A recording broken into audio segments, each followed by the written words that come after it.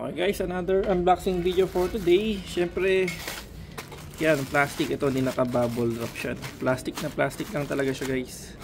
Syempre may label siya. So far wala naman tayong problema ng pagkaka-open dito. Natin nakakitang kagat ng daga. Okay. So, buksan natin siya, no? Okay.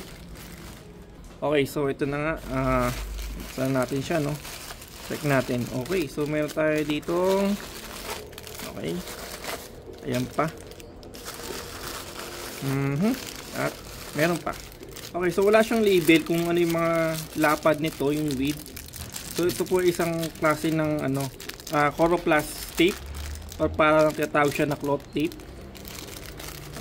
So makita naman natin ito mas malapad, ito hindi. Mas malapad pa ba dito? Check natin ano. So parang wala naman ito. So dalawang size lang po siya and then dalawang quantity. So walang label yung pinaka kung anong brand siya, no? Puti lang talaga pero yung nasa sa ating pinag-order sa Shopee meron siya nakalagay ng label dito. Pero ito wala, no? Check natin to kung okay siya. So ito naman ay para siyang ano, tape pero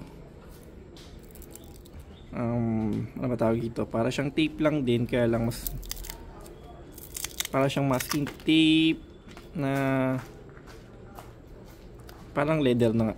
Leather shiny or yun na nga, pang baan natin ito, pang pakat-pakat to sa mga napunit na mga leather type, you know? Pero ito gagamitin natin to sa ano, sa may punit or pantakip natin do sa pinakaupuan ng motorcycle cover, no? So yun, so isang seller lang to, yan. Ito yung mga binibenta niya, mga tape, ganun.